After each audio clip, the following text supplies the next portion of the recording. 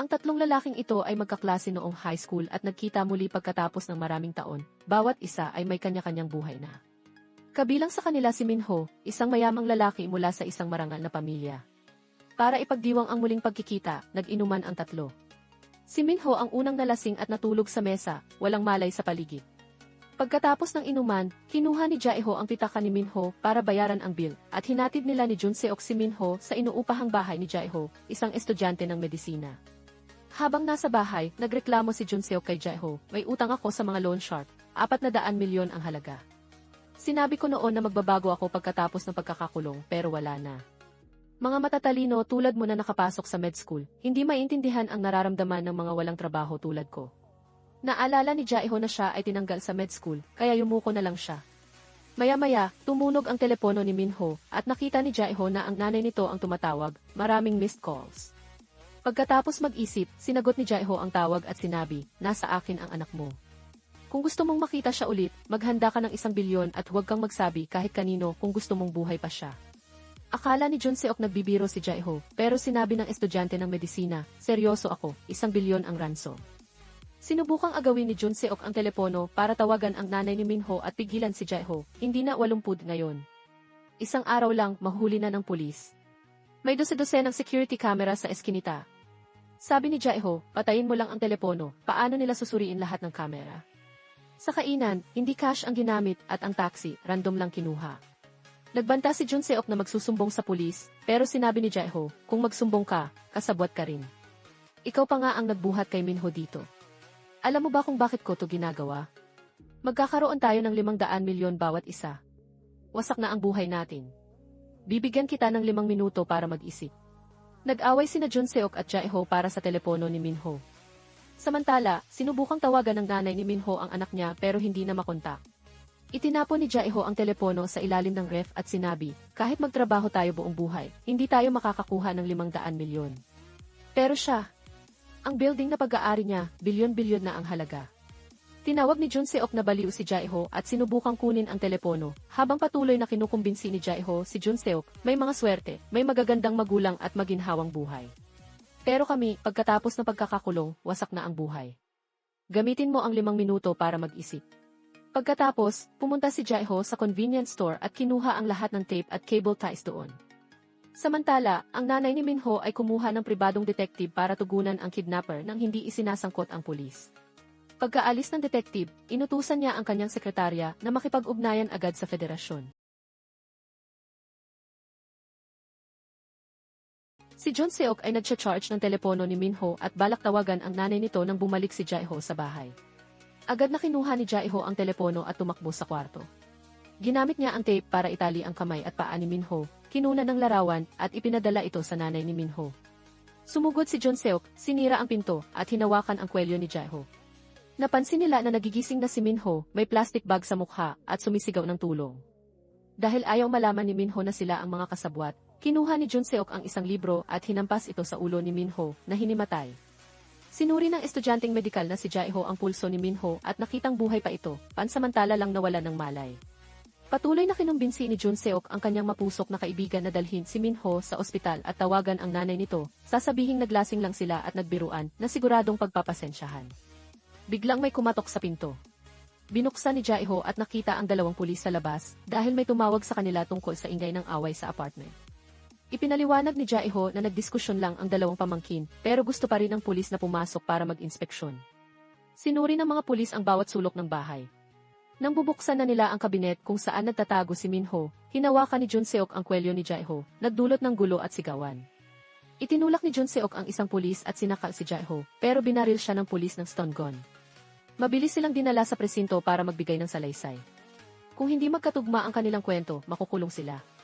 Labis na nag-alinlangan si Jun-seok at balak na sanang itaas ang kamay para sabihin ang lahat sa pulis, nang biglang pumasok ang isang lalaki na humingi ng tulong para hanapin ang isang nawawalang matanda na naka-off ang telepono, kaya hindi matrace ang lokasyon. Sinabi ng babaeng pulis na may libu-libong security camera sa lugar, paano nila susuriin lahat. Naalala ni Jun-seok ang sinabi ni Jae-ho noon, kaya naisip niyang mahirap hanapin ng pulis si Minho na nakalock sa bahay. Pagkatapos, pinalaya rin sila. Tinanong ni Jun-seok kung gusto pa rin ni Jae-ho ituloy ito. Sabi ni Jae-ho na ipadala na ang larawan, wala nang urungan. Naalala ni Jun Seok ang malaking utang niya sa mga loan shark na humadlang sa kanyang muling pagbangon. Tinanong niya si Jae-ho kung sigurado itong hindi sila mahuhuli at makukuha ang pera at kung pakakawalan si Min-ho pagkatapos. Sinabi ni Jae-ho na dahil may plano na siya. Bumalik sila sa bahay at sinubukang makipag-usap kay Min-ho na nakatali at natatakpan ang mukha. Gumamit si Jae-ho ng text-to-speech software para makipag-usap kay Min-ho para hindi malaman nito na ang dalawang dating kaklase ang may gawa. Sinabi ni Jae-ho na hostage si Min-ho pero kung makikipagtulungan, makakauwi siya sa pamilya. Dahan-dahang tinanggal ni Jun Seok ang tape sa bibig ni Min-ho. Huminga ito ng malalim at tinawag ang pangalan ni Jun Seok. Akala mo ba tanga ako? Kwento ni Min-ho, noong grade school, sinabi ng kanyang magulang na marahil hindi niya alam na ipinanganak siya sa mayamang pamilya. Dapat niyang malaman na mas marami ang masasamang tao kaysa mabuti. Kaya nagdesisyon ang kanyang nanay na mag-aral siya sa ordinaryong high school, kung saan maaaring siya ay apihin. Kung may mga kaibigang lumapit sa kanya dahil sa pera, kailangan niyang ipakita na hindi siya madaling lokohin. Ang anak na si Park Min-ho ng kanyang ina ay kailangang tandaan ito.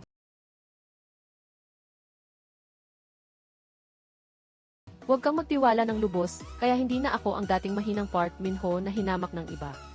Akala ko kaya ko na, pero mukhang matagal pa. Huwag kang magbiro, kalagan mo na ako, Jun Seok, hindi ko to na-enjoy. Naalala ko, kagabi ikaw ang nagdala sa akin dito. Pinindot ni Jae-ho ang speaker at sinabi, hindi mo kami kilala. Kung hindi ka makikipagtulungan, mapapahamak ka. Tumayo si Min-ho at nagpumiglas, pero niyakap siya ni Jun Seok.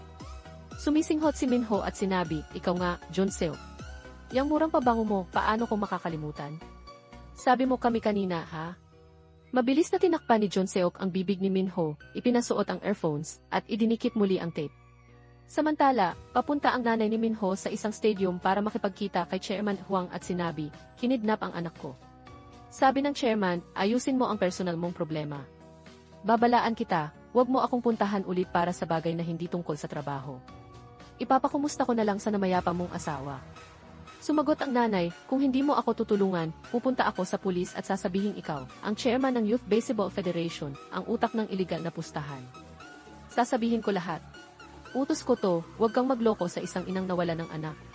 Inutusan ng chairman ang tauhan niya, hanapin ang anak niya bago siya magsumbong ng kung ano-ano. Sa bahay, nagpasya si Jae-ho na pumasok sa eskwela at sinabihan si Jun Seok, kalmahan mo, ayos lang to, sa susunod na araw, kukunin ko ang pera sa nanay ni Min-ho. Siguro nagdadalawang isip pa siya kung magsusumbong sa pulis. Paglabas ni Jae-ho, nasalubong niya ang anak ng may-ari ng building. Inamin nito, ako ang tumawag sa pulis kagabi para i-check ang bahay mo dahil narinig ko ang ingay ng gulo at sigawan. Humingi ng paumanhin si Jae-ho at umalis. Sumunod si Jun Seok kay Jae-ho sa med school para mag-imbestiga. Pumasok si Jae-ho sa isang kwarto at tinanong ang propesor, totoo, nandaya ako sa exam, pero hindi ako nag-iisa. Bakit yung tatlo, multa at suspension lang, pero ako, natanggal? Sabi ng propesor, kasi ikaw lang ang nahuli. Sumagot si Jae-ho, alam ko, binayaran ng magulang ng tatlo ang eskwela at ikaw para hindi matanggal. Magkano ba ang kailangan ko? 500 milyon, sapat na ba?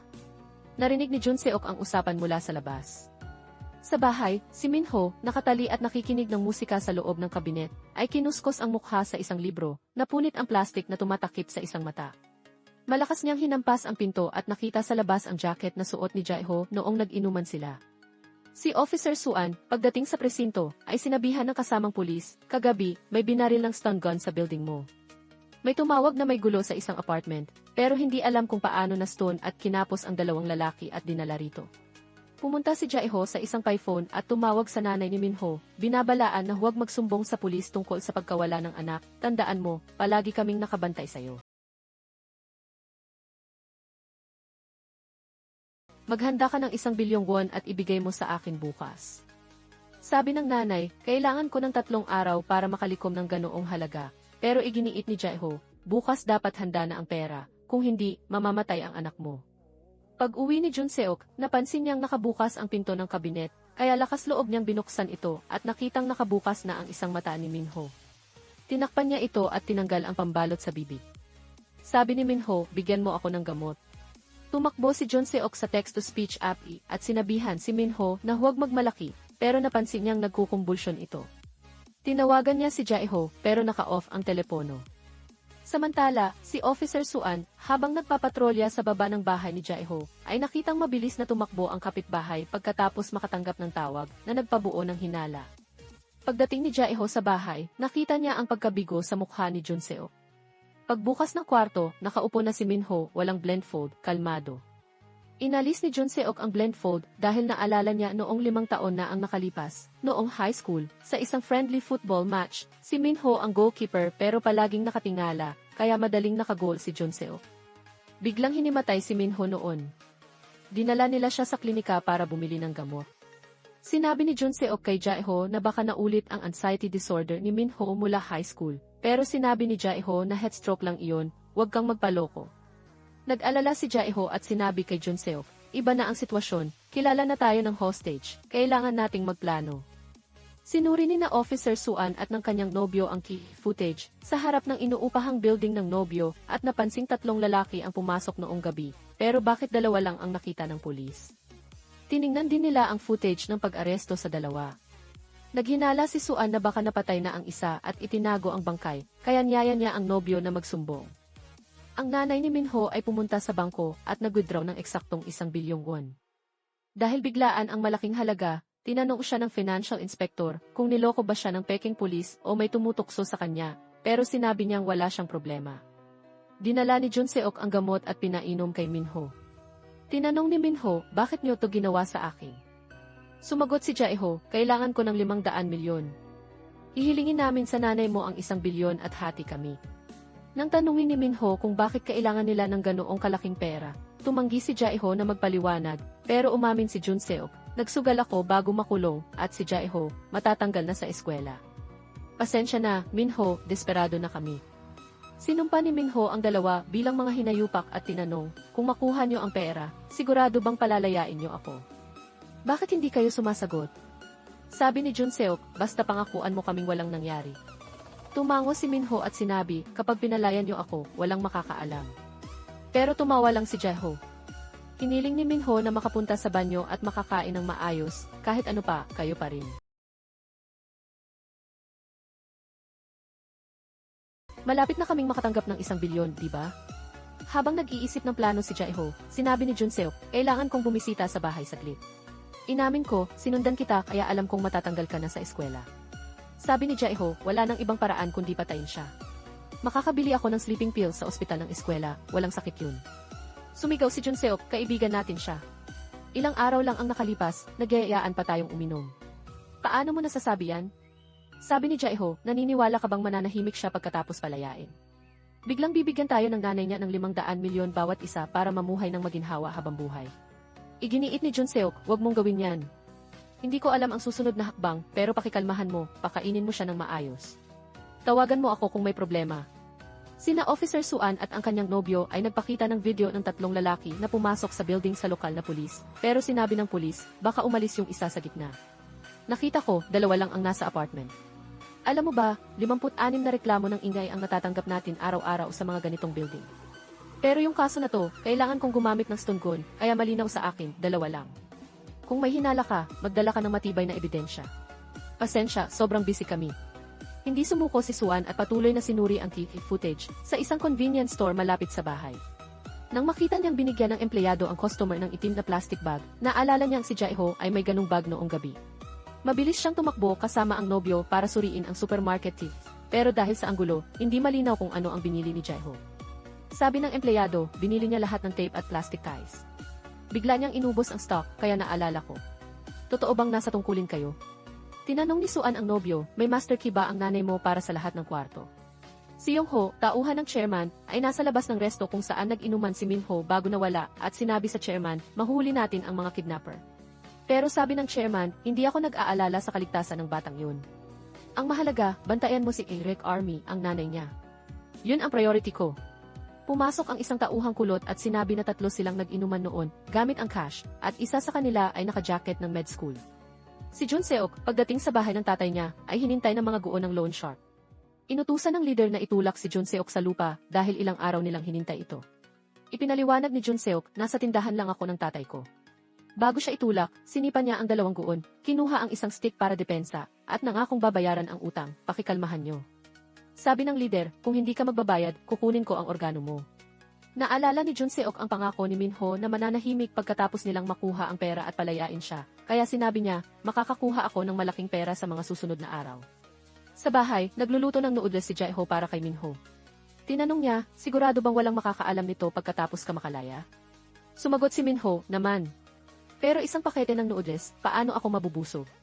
2 pakete man lang o kaya lagyan mo ng kanin. Kung wala, lagyan mo na lang ng kaunting sabaw. Pumasok si Jae-ho sa kusina, naglagay ng kaunting kumukulong sabaw sa mangkok ng noodles, at inilapag sa mesa. Kinuha ni Minho ang mangkok, napansing mainit ang sabaw, at ibinato ito sa mukha ni Jae-ho bago tumakbo. Hinabol siya ni Jae-ho at hinila pababa. Kinuha ni Jae-ho ang mop at sinuntok ng walang tigil dahil wala siyang makita. Tumakbo si Minho sa banyo, nilock ang pinto, at sinubukang buksan ang rehas para makatakas, pero masyadong matibay ang rehas. Patuloy na sinisipa ni Jae-ho ang pinto mula sa labas. Nakakita si Minho ng gunting at ginamit ito para kalagan ang tali. Habang bumubulong, sa tingin niyo ba tatamahin ko lang pagkatapos makatanggap ng pera? Hindi ako tanga tulad ng iniisip niyo. Kinuha niya ang toilet plunger at napansing wala ng ingay sa labas, kaya binuksan ang pinto, pero wala si Jae-ho. Biglang sumulpot si Jae-ho na maihawak na baseball bat at paulit-ulit na hinampas si Minho. Umiiyak si Minho, hindi ka naman ganito noon. Sa school, ikaw pa ang nagdala sa akin sa klinik, iniligtas mo ako. Sabi ni Jae-ho, hindi ako yun at hinampas ulit. Nakita ng pulis na si Suan mula sa kabilang bahay si Jae-ho na tumatakbo palabas, kaya pumunta siya sa apartment ni Jae-ho at gumamit ng master key card para buksan ang pinto. Dahan-dahang nag-inspeksyon si Suan sa loob. Samantala, pumunta si Jae-ho sa isang tindahan ng tools at bumili ng martilyo. Pagbukas ni Suan ng kwarto, nakita niya ang mga pulang mansa sa dingding at narinig ang sigaw mula sa kabinet. Biglang may narinig siyang paparating kaya nagtago siya. Galit na bumalik si Jae-ho, binuksan ang kabinet, hawak ang martilyo, at tinangka nitong hampasin ang paa ni Minho. Kinuha ni Suan ang kanyang telepono, pero nahulog ang master key card. Dumating si Jun Seok, narinig ang sigawan, at tumakbo papasok para pigilan si Jae-ho na saktan si Minho. Sabi ni Jae-ho, sinabuyan niya ako ng mainit na sabaw para tumakas. Umalis ka, ako ang bahala rito. Sumigaw si Minho, patawarin niyo ako. Sinubukang pigilan ni Jun Seok si Jae-ho. Habang nag-aaway ang tatlo, dahan-dahang tumakbo si Suan sa pinto at binuksan ang lock. Nang makitang bubugbugin siya ni Jae-ho, sumigaw si Minho, may pera ako, 1 bilyon, hindi lang 500 milyon. Kaya kong bigyan kayo ng 1 bilyon, patawarin niyo ako. Pag-usapan natin ito. Kwento ni Minho, ang yumaong ama niya ay nagtatag ng isang malaking investment firm at kumita ng bilyon-bilyon. Dati, dinala ako ng tatay ko sa isang lugar na puno ng bodega. Binuksan niya ang isa, nag-enter ng code para buksan ang isang secret room. Doon ko nalaman na yun ang kanyang secret vault. Hinawakan ko ang perang nagkakahalaga ng 1 bilyon. Ibibigay ko lahat yun sa inyo, pangako, dahil kahit papaano, biglang namatay ang tatay ko sa atake sa puso, at sa sitwasyong ito, hindi ako magsisinungaling. Sabi ni Jun Seok, kung kukunin natin ang perang yun, walang kailangang patayin at walang kidnapping. Sumigaw si Minho, kung hahatiin natin ang perang yun, hindi ba't kasabwat na rin tayo? Pero puro gawa-gawa lang ito ng matalinong si Minho dahil noon pa. Ang kwarto na yun ay para lang sa mga alaala ng pamilya ni Minho. Lumabas na si Officer Suan at tumawag si Jae-ho sa nanay ni Minho, hiniling na dalhin ang 1 bilyong won sa subway bukas. Sabi ng nanay, kailangan kong mag-isa. Ipaalam sa pulis para sa Plan Easy, pero huwag ipaalam kay Chairman Huang. Ipinadala ng sekretarya ang impormasyon kay Huang na posibleng may pulis. Kinabukasan, hiniling ni Jun Seok kay Jae-ho na isurvey ang bodega na sinabi ni Minho, pero sabi ni Jae-ho, may klase ako ng maaga. Pumasok si Jun Seok at tinanong si Minho, totoo bang may pera dun? Sabi ni Minho, totoo yun. Nag-isip si Jun Seok, kung nagsisinungaling ka, wala akong alam na gagawin. Pasok na. Masayang sumunod si Minho at inilagay ulit ni Jun Seok sa kabinet. Sina Suan at ang nobyo ay nagpunta sa presinto para mag-report ng kidnapping kagabi. Nandoon din ang kapatid ni Suan at ikinuwento niya kay Officer Cha ang tungkol sa isang hinintay na posibleng mapahamak sa apartment ng kapitbahay. Ginamit ko ang master key ng landlady pero binabaliwala ng pulis. Sabi ni Cha, illegal yung ginawa mo. Ang pagkukulong o kidnapping ay hindi pa krimen ng walang ebidensya. Hindi ba't may interview ka sa makalawa? Mag-review ka na, baka bumagsak ka ulit. Galit na sabi ni Suan, ipagpapatuloy ko to, kung hindi, ayoko nang maging pulis. Umalis siya na galit. Dumating ang isang delivery para kay Jae-ho, naglalaman ng lumang telepono para hindi matrace ang tawag. Si Jun Seok ay nag-isa sa mga bodega na itinuro ni Minho, pero nakalock ang gate. Naghanap siya ng ibang daan at natagpuan ang bodega na may markang figure, pero may 3 kandado ang pinto. Biglang dumating ang manager ng bodega. Nagpanggap si Jun Seok na gustong umupa at inimbitahan sa opisina para magtsaa. Napansin niya ang 3 baril ng mga ngaso sa kwarto. Tinanong niya ang manager, kung gusto kong mag-imbak ng safe, tatanggapin mo ba? Sabi ng manager, maraming nagtitira ng ganyan dito. Yung bodega kanina, may safe din dun. Sinimulan ng tauhan ni Enric Army na i-load ang maleta ng pera sa sasakyan at sinamahan siya. Si Yong-ho, tauhan ni Chairman Huang, ay nagbabantay at sumunod kay Enric Army. Naglakad siya mag-isa sa estasyon, sinundan ng 4 na guon ni Yong-ho. Nag-text si Jae-ho, kailangan kong siguraduhing mag-isa ka. Sumakay ka sa susunod na tren. Kung hindi ka makasakay, hihinto ang paghinga ng anak mo. Mabilis na hinila ni Enric Army ang maleta pataas ng hagdan at nakasakay sa tren bago sumara ang pinto, iniwan ang 4 na guon. Hiniling ulit ni Jae-ho na bumaba siya sa susunod na istasyon gamit ang front door ng tren. Mabilis na lumabas si Enric Army, sumisigaw para magbigay daan ang mga tao. Nag-text ulit si Jae-ho na pumunta siya sa Station 3. Pagkatapos suriin ang mapa ng estasyon at oras ng tren, binago niya ang destinasyon sa Line 5.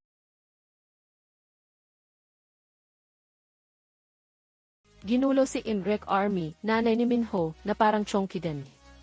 Tatakbo siya para sa tren numero 5, pero nadapa ng malakas. Nakarating siya sa lugar na itinuro ni Jae-ho. Pinagmasdan ni Jae-ho ang nanay, nag-text na ilagay ang maleta ng pera sa susunod na tren at bumaba. Sumakay muna si Jae-ho, handa na kunin ang maleta, pero hindi gumalaw si Enric Army, kaya bumaba si Jae-ho. Umalis ang tren. Tumawag si Jae-ho, bakit hindi mo sinunod ang utos ko? Sumagot si Enric Army, paano ko masisigurong buhay ang anak ko pagkatapos ibigay ang pera? Kung may mangyari sa kanya, hindi rin kayo makakaligtas. Nataranta si Jae-ho sa sigaw niya. Sinabi pa ni Enric Army, kung walang pruweba na buhay ang anak ko, wala kayong makukuhang sentimo. Sumigaw ulit siya, dahilan para magpanik si Jae-ho. Paglingon, malapit na si Enric Army, kaya pinatay ni Jae-ho ang tawag at umalis mula sa paningin niya. Sa labas ng estasyon, narinig ni Jae-ho ang mga guon na naghahanap kina Enric Army at sa kidnapper. Lumabas si Enric Army, sinundo siya ni Yong-ho para makipagkita kay Chairman Huang. Sinabi ni Huang, 25 taon na ang nakalipas ng una kong makilala ang asawa mo. Nasa bingit ng pagkabangkarote ang kumpanya niya noon. Ginawa namin itong money laundering machine, kaya naging mayaman siya. Ngayon, sakop na namin ang China at Southeast Asia. Marami kaming sikreto, kaya nang malaman kong na-threaten ka, inutusan ko si Yong-ho na tulungan ka ng palihim. Ayokong malaman ng pulis, kundi masisira ang negosyo natin. Mahahanap natin ang anak mo, kahit bangkay na lang. Para sa'yo, siya ang lahat, pero para sa amin, mas mahalaga ang negosyo kaysa buhay. Umalis si Enric Army at sinabi kay Yong-ho, ilang beses nang nag-reunion ang anak ko sa mga kaibigan sa high school. Bigyan kita ng 3 araw para ibalik siyang buhay. Sa payphone, tinawagan ni Jae-ho si Jun Seok para magkita. Inamin niya, tinawagan ko ang nanay ni Minho para sa ransom dito. Kaninang umaga, hinintay ko siya sa subway para sa 1 bilyon, pero ayaw niyang ibigay. Naging maayos ang plano, pero sa huli, hindi siya sumunod. Gusto niyang makitang buhay si Minho bago magbayad. Parang may nagpapayo sa kanya, pero hindi pulis. Nataranta si Jun Seok dahil hindi natapos ang plano at wala pang pera. Kinumbinsi ni Jae-ho na ituloy ang plano, pero hinawakan ni Jun Seok ang kwelyo niya. Sabi ni Jae-ho, hindi ba't dahil pinalaya mo si Minho kaya ako napilitang gawin to? Kung gusto nating mabuhay, kailangang mamatay si Minho.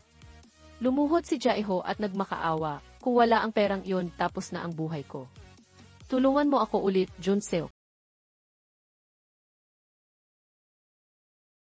Itinulak ni Jun Seok ang kamay ni Jae-ho at nagpakita ng kawalan ng pag-asa nang tumawag ang numero ng kanyang ama. Mabilis siyang tumakbo sa ospital at pumasok sa operating room, pero sinampal siya ng kapatid na babae na umiiyak, sira na ang tiyan ni Papa. Sabi ng doktor, wasak na ang organs niya at kasalanan mo to dahil sa utang mo sa sugal. Pagkatapos mong magtago sa kulungan, kinukulit kami ng mga loan shark. Umalis ka, ayoko nang makita ka. Pagkatapos ng operasyon, binisita ni Junseok ang ama at naalala noong pumasok siya sa kulungan para iwasan ang utang. Niyakap siya ng ama at sinabing aayusin niya ang utang para hindi mag-alala si Junseok. Magkulungan ka lang at mag-ingat. Ako ang bahala sa lahat. Mahal ka ni Papa. Malungkot na lumabas si Junseok at nakita si Jaeho na naghintay. Mahinahon niyang sinabi, noong nasa kulungan, nangako akong hindi na muling bibigyan si Papa. Pero pagkalabas, ganito ang nangyari. Nang mag-sorry si Jaeho, sabi ni Junseok, desisyon ko to, gawin natin ang sinabi ni Minho. Kung walang mapala, saka natin sundin ang plano mo. Pakikalmahan mo, hindi ko kayang bigyan ulit si Papa. Sundin mo muna ako at kung hindi gumana, gagawin ko ang gusto mo. Pagkatapos mag-isip, sabi ni Jaeho, bigyan kita ng 3 araw para subukan ang plano mo. Bumalik sila sa bahay, binuksan ang kabinet kung saan nakalock si Minho, at naghanda para sa plano, pero may kumatok sa pinto. Tiningnan ni Junseok sa butas at nakitang may nagpapakita ng police badge, kaya napatingin siya kay Jaeho nang walang magawa. Maya-maya, hinila nila si Minho palabas, basang-basa. Sinimulan ni Jaeho ang field, habang sinubukang gisingin ni Junseok si Minho. Pagkatapos, sumuka ng tubig si Minho at huminga ulit.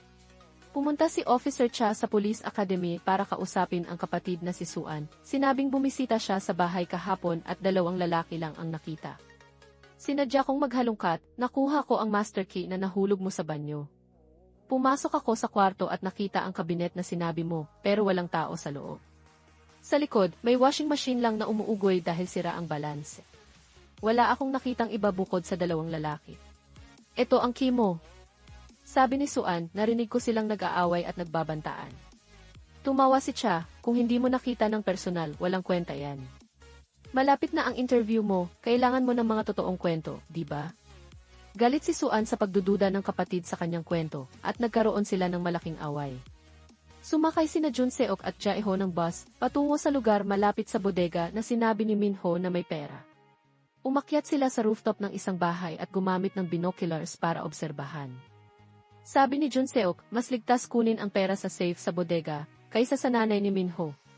Tinanong ni Jaeho, paano ang password ng safe? Sabi ni Junseok, tatanungin natin si Minho pagbalik, pero galit na galit siya ngayon kasi inilagay natin siya sa washing machine.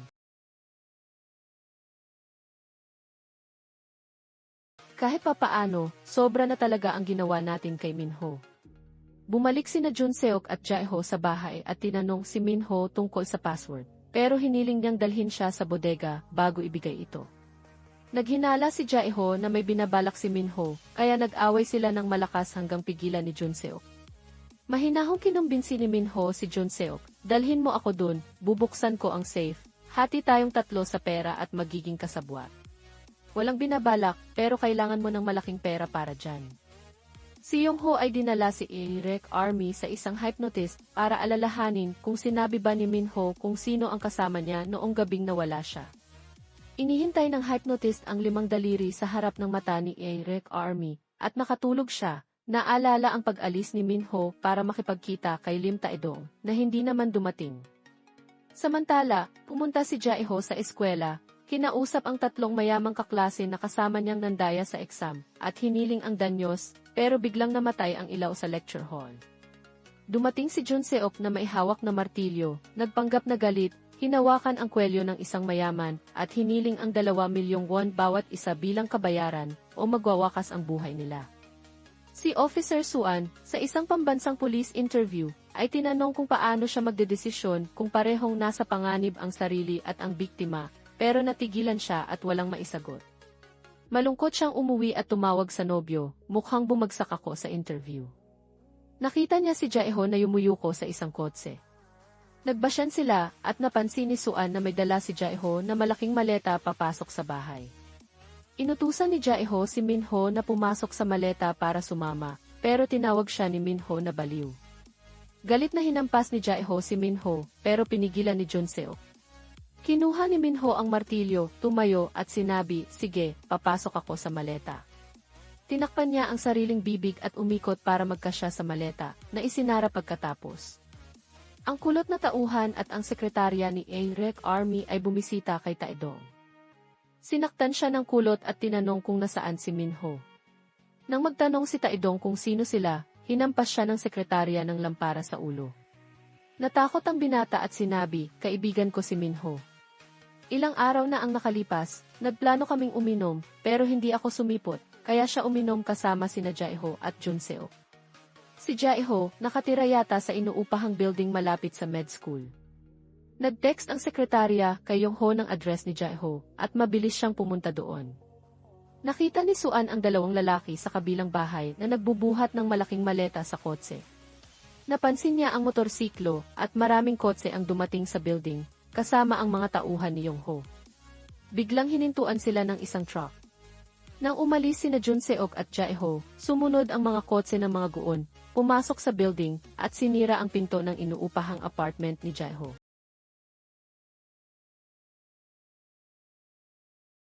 Ligtas nang umalis ang dalawang lalaki sa kotse, habang sumunod si Officer Suan sa motorsiklo. Huminto sila malapit sa mga bodega at nakitang nilock ng manager ang pinto para umuwi. Tiningnan ni Suan ang kotse, walang tao, pero napansin niyang tatlong lalaki ang pumasok sa bodega. Naalala niya ang tanong sa interview, kaya nagdesisyong protektahan ang biktima. Ginamit ni Junseok ang pliers para putulin ang bakod, at pumasok ang tatlo sa bodega na sinabi ni Minho na may pera. Habang abala sina Junseok at Jaeho sa pagbukas ng tatlong kandado, kinuha ni Minho ang nakatagong martilyo at itinaas ito. Biglang sumigaw si Suan, hawak ang telepono na nagre-record, tumigil kayo o ipapadala ko to sa pulis. Ikaw na may flashlight, lumapit dito. Napansin ng dalawa na may martilyo si Minho. Sabi ni Minho, walang pera dyan. Inutusan ni Suan si Minho, pumunta ka sa motorsiklo, may pangkakalas ng tali doon. Magmaneho ka sa presinto, ako ang bahala sa dalawang to. Nang umalis si Minho, may napansin sina Jaeho at Junseok sa unahan. Paglingon ni Suan, isang lalaki ang nakatutok ng baril sa kanila, sinabing tumigil kayo. Pinaputukan ng manager ang bodega at inutusang humiga. Tumawag siya sa boss, may mga bata dito sa money laundering natin. Inutos ng boss na i-check ang safe. Binuksan ng manager ang bodega at tiningnan ang safe. Natakot si Minho at umiyak kaya tinutukan siya ng baril. Dumating si Eric Army sa building na kinubkob ng mga tauhan ni Yongho. Napansin niyang doon nakalock si Minho. Pinakita ng sekretarya ang video ng dalawang lalaki na may dalang malaking maleta papuntang kotse. Akala nila wala nang buhay si Minho kaya inilagay sa maleta, pero sabi ni Eric Army, hanggat hindi ko nakikita ang bangkay, buhay pa ang anak ko. Hanapin niyo siya, isang araw na lang ang natitira. Tumawag ang boss sa manager, patayin niyo silang lahat. Itinapat ng manager ang baril, pero sinabi ni Minho ang password ng kaarawan niya. Ang may-ari ng safe ay ang tatay ko, si Paknam. Ang Fidit ay pangalan ng kumpanya namin. Tumawag ang manager sa boss, pero biglang tumayo si Junseok at sinugod siya. Pagkatapos ng gulo, itinulak ng manager si Junseok sa dingding. Tumakbo si Suan para tumulong, sumigaw kay Minho na tumakas, at may narinig na pagsabog, dahilan para mahulog ang tatlo. Kinuha ng manager ang baril at nagkalikali, pero tumakbo si Jaeho, natumba ang baril. Sumugod si Minho, tinulak ang lahat sa bodega. Nagising si Jaeho at sinipa ang matanda, sinundan ni Minho. Nagising si Junseok, pinigilan ang dalawang kaibigang nawala sa sarili, at napansing malubha ang sugat ng matanda, kaya hinila niya si Jaeho palabas. Natapilok sina Jaeho at Junseok. Napansin ni Jaeho na puno ng dugo ang damit ni Junseok, dugo mula kay Officer Suan na naglaban matapos tamaan ng bala. Tumakbo ang med student na si Jaeho para suriin ang sugat ni Suan. Habang hinintay ni Jaeho ang kagamitan, napansin niyang bukas ang pinto ng safe. Sinubukang alisin ang bala kay Suan, pero huminto na ang katawan niya at huminga ng huli. Tinawag ni Junseok si Jaeho para i-check si Suan, pero umiling ang med student at umiyak. Habang nagpanik si Junseok sa pagkamatay ni Suan, kumalma si Jaeho, tumakbo sa safe, at pagbukas ng pinto, puro pera ang laman. Si Minho, nakaupo sa sahig, sabi, tapos na tayong lahat. Hindi napigilan ni Jaeho ang tukso ng pera, tumakbo palabas, nagmaneho ng kotse, at kinuha ang pera sa mga bag. Pinigilan siya ni Minho, hindi natin pera to. Hinila ni Jae-ho si Min-ho sa kotse, inilagay ang mga bag ng pera, at hinila si Jun-seok para tumakas. Nagmaneho sila palayo sa lugar. Dinala ni Jae-ho ang grupo sa isang motel. Inamin ni Min-ho, hindi ko inakalang may tunay na pera dun, pero hindi natin pwedeng galawin yun. Ang may-ari, sobrang delikado. Kapag nahuli tayo, pati pamilya niyo mapapahamak. Sumigaw si Jae-ho, kukunin man natin o hindi, hahabulin pa rin tayo. Mas mabuti pang kunin na natin. Pagbaba ni Jae-ho sa kotse, nagmakaawa si Min-ho kay Jun-seok, pahiram ng phone para tawagan ang nanay ko. Baka mapahamak siya dahil dito. Bumalik si Jae-ho, hiniling kay Jun-seok ang phone, kinuha ang mga smartphone nila at dinurog. Dumating si Yong-ho sa bodega, sinabihan ng tauhan na may babaeng patay, malamang binaril ng manager habang tumatakas. Natuklasan na nakatira si Suan sa tapat ng bahay ni Jae-ho, posibleng kasabwat sa kidnapping at nagnakaw ng pera. Inutos ni Yong-ho na suriin ang lahat ng TV sa paligid para mahanap sila ngayong gabi. Natagpuan nila ang manager, buhay pa. Sa motel, hiniling ni Jae-ho kay Min-ho na ikwento ang mga delikadong tao. Sabi ni Min-ho, tinutukoy ng pamilya ko si Chairman Hwang. Trilyon-trilyon ang yaman niya, pero hindi siya ordinaryong negosyante. Kaya niyang pumatay ng kahit sino. Kapag nahuli tayo, hindi lang tayo mamamatay, pati pamilya natin. Nag-alala si Jae-ho pero sabi, hindi ba't maganda yun? Kasabwat ka na natin.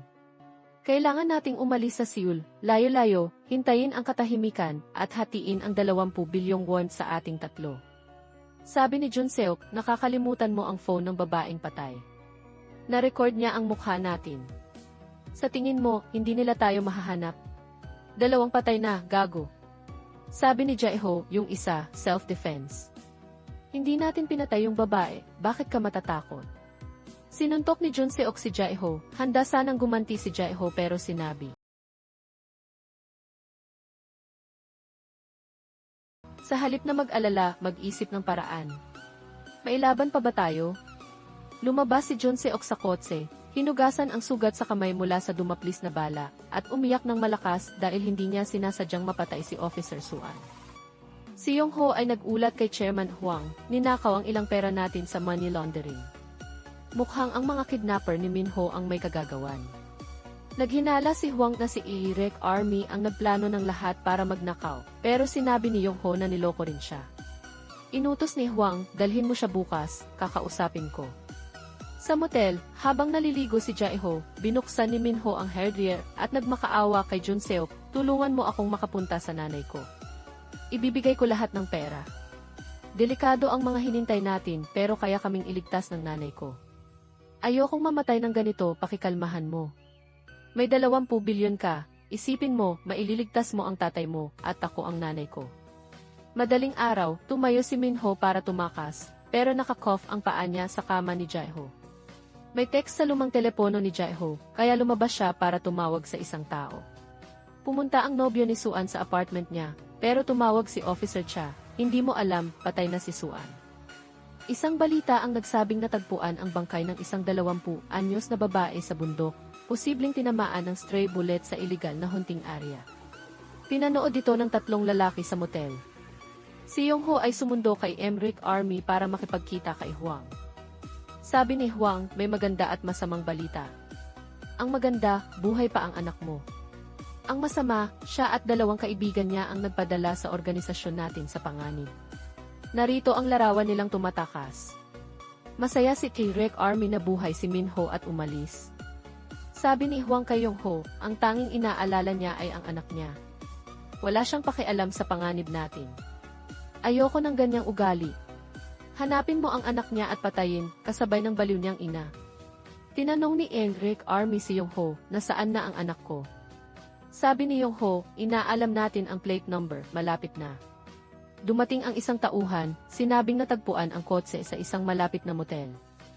Si Jun-seok ay nagkarga ng pera sa kotse. Sabi ni Min-ho kay Jae-ho, may nakatagong phone siya, tumawag siya kagabi.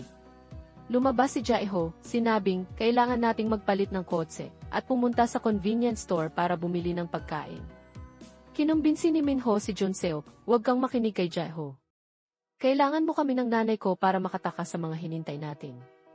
Sa tindahan, nakita ni Jae-ho ang maraming guon patungo sa motel, kasama si Imrek Army. Nataranta si Jun Seok, binuksan ang coff ni Minho, at sinabi, kailangan ko lang ng 500 milyon para sa utang, pero huwag hayaang si Jae-ho lang ang magdusa. Sumang-ayon si Minho sa hiling ni Jun Seok. Tumakbo si Jae-ho sa kotse at inutos na bilisan ang pagmaneho dahil ubos na ang pagkain sa convenience store. Sumunod si Jun Seok sa pagmamaneho. Sumugod ang mga guon sa kwarto ng motel at sinabi ng isang tauhan na ayon sa case, kasama sina Jae-ho, Jun Seok at Minho kagabi. Base sa history ng internet, naghanap sila ng impormasyon tungkol sa pagbili ng peking sasakyan na nagpapahiwatig na magpapalit sila ng kotse. Inutos ni Imrek Army sa kulot na tauhan na hanapin ang lahat ng second-hand car dealer sa paligid at kay Yong-ho, bumalik tayo sa Seoul. Habang papasok si Imrek Army sa kotse, nakita ni Yong-ho ang dalawang tauhan ni Chairman Hwang. Sinabi ng dalawa kay Yong-ho na inutusan sila ni Hwang na tulungan siyang patayin si Imrek Army. Umalis si Yong-ho. Pumasok si Imrek Army sa resto ng pamilya ni Jun Seok. Napansin ang mga larawan ni Jun Seok at ng ama mula pagkabata. Tinanong niya ang kapatid ni Jun Seok, nasaan ang tatay mo? Hindi ba tumawag ang kuya mo? Umiiyak ang kapatid dahil sa kanya, nasa ospital si Papa at kritikal. Kung may hinintay kang utang, siya ang hanapin mo. Naglabas si Imrek Army ng 1 milyong won at seke para sa pagkain.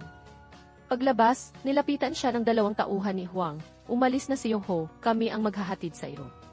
Biglang dumating si Yong-ho, ako na ang maghahatid sa kanya. Sinabihan si Officer Cha ng kasamahan na mahirap mahuli ang pumatay sa kapatid niya dahil walang kiki o saksi at walang alam ang mga mangangaso. Galit si Cha sa hindi makatarungang pagkamatay ng kapatid pero walang paraan para mahanap ang salarin. Tumakbo ang nobyo ni Suan, humihingi na makita ang mukha ng kasintahan sa huling pagkakataon at nagyakapan silang umiiyak dahil parehong nawala ng mahal sa buhay. Dumating sina Jun Seok at Jae-ho sa isang second-hand car dealer. Nagdesisyong ikulong si Minho sa maleta habang bibili ng sasakyan. Pumasok sila sa opisina, sinabi sa receptionist na gusto nilang bumili ng peking sasakyan. Tinawag ng receptionist ang boss na nag-alok ng 79% bagong peking sasakyan sa halagang 30 milyong won, walang o papeles. Sabi ni Jae-ho, kukunin ko ang pera. Hinintay ni Jun Seok pero hindi bumalik si Jae-ho. Tumakbo si Jae-ho, sinabing nawala ang kotse. Rumesponde sila sa parking lot, pero wala ang sasakyang may pera. Sabi ni Jae-ho, dapat pinatay na natin si Minho. Tinanong ni Jun Seok, hindi ba't ikaw ang may hawak ng susi? Ipinakita ni Jae-ho ang susi. Nataranta sila, akalang ninakaw na ng mga guon ang kotse. Lumapit ang receptionist, hindi ba't iniwan mo ang kotse sa 3rd floor? Bumaba ka sa isang palapag para makipagkita sa boss. Tumakbo sila pataas at nakitang nandoon pa ang sasakyang may pera. Hinatid ni Yong-ho si Imrek Army pauwi. Sabi niya, mukhang mabuti kang tao. Kung gusto mo akong patayin, hanapin mo muna ang anak ko. May kumatok sa kotse, sinabi ng tauhan, patayin natin siya ngayong gabi, utos ni chairman. Maya-maya, kinugkob ng kulot na tauhan at mga kasama ang mga manager sa car dealership.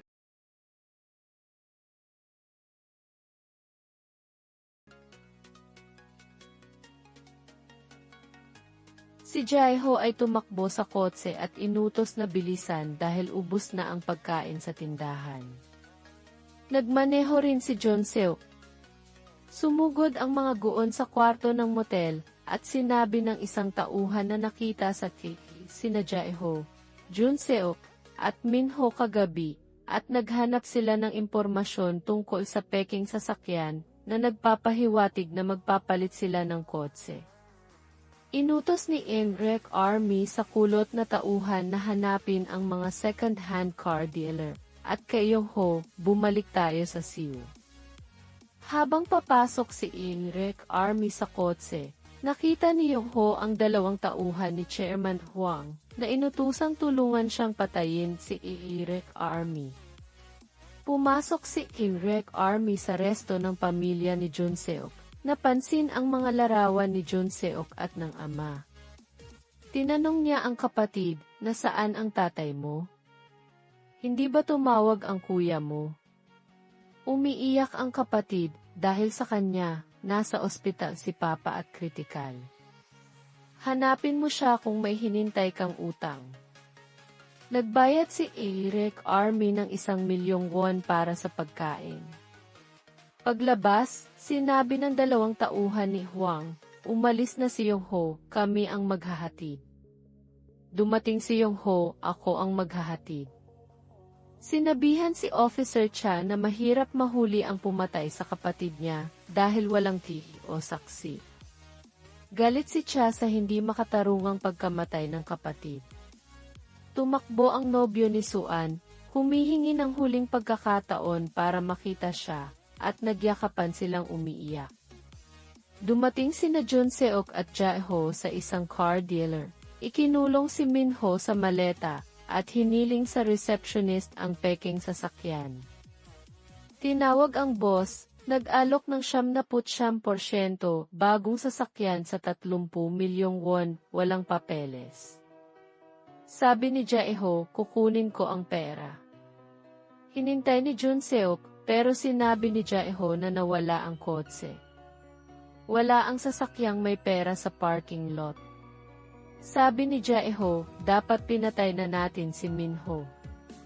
Ipinakita ni Jae-ho ang susi, nataranta sila, pero sinabi ng receptionist na nasa 3rd floor ang kotse. Natagpuan nila ito. Hinatid ni Yongho si Eric Army, na nagsabing, "Kung gusto mo akong patayin, hanapin mo muna ang anak ko." Sinabi ng tauhan, "Patayin natin siya ngayong gabi," utos ni chairman. Kinubkob ng kulot na tauhan ang mga manager sa dealership.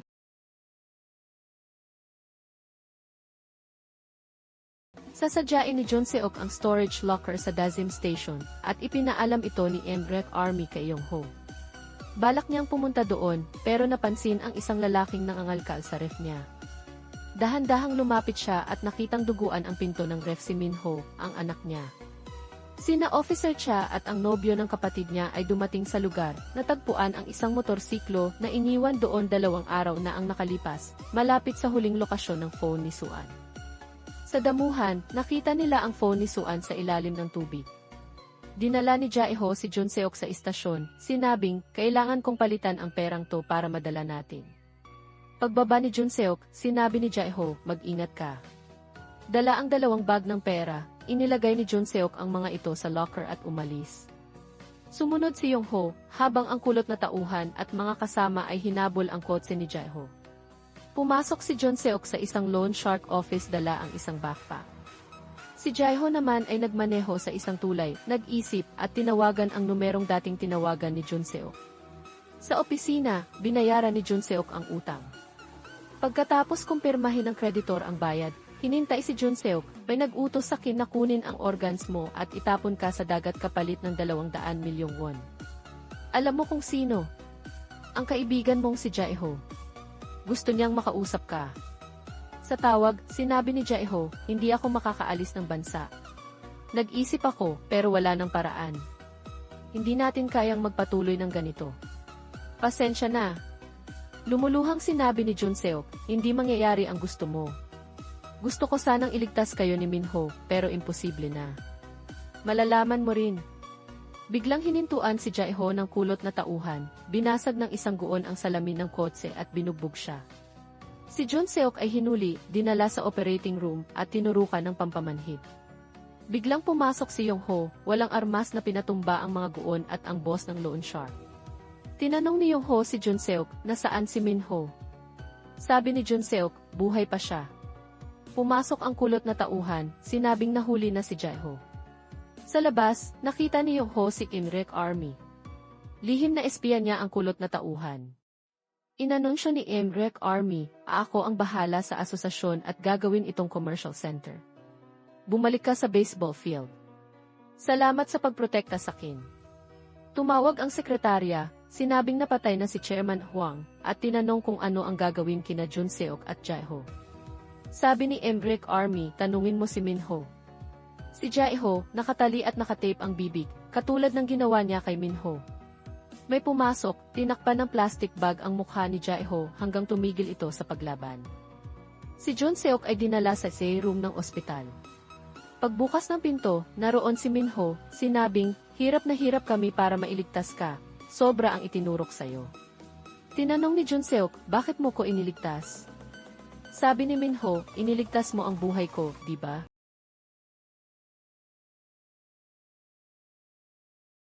Magaling kang umarte noon, di ba't isinigaw mo sa akin na magpanggap akong patay? Naintindihan ko kaya nagkunwaring patay para lokohin si Jaeho. Tinanong ni Junseok, kumusta na si Jaeho? Sabi ni Minho, gusto ko sanang patayin kayong dalawa, pero hindi ko kaya sayo dahil palagi kang humihingi ng tawad. Ikaw rin ang nagdala sa akin sa klinik noon sa eskwela, pero hindi pa rin kita mapapatawad. Huwag na tayong magkita. Mamuhay ka ng maayos. Walang gumalaw sa locker sa subway, bahala ka na. Pumunta si Junseok sa locker sa Dazim Station, buo pa ang pera, pero hindi niya ginamit. Biglang dumating si Officer Cha, inaresto siya sa mga kasalanan tulad ng pagkulong, pananakit, at pagpatay. Pagkalipas ng maraming taon, pinalaya si Junseok mula sa kulungan. Hawak ang resibo ng locker, sinabi niya sa warden, itapon mo na to. Sa istasyon, nakita niya ang mga kabataang pinalaya mula sa kulungan. Habang naglalakad, parang may tumawag sa pangalan niya, dahilan para mangilid ang luha niya, pero nagpatuloy siya para simulan muli ang buhay pagkatapos ng maraming pagkakamali. Dito natapos ang pelikula. Kung nagustuhan niyo ang kwento, pindutin ang like at subscribe para suportahan kami. Magkita tayo sa susunod na video.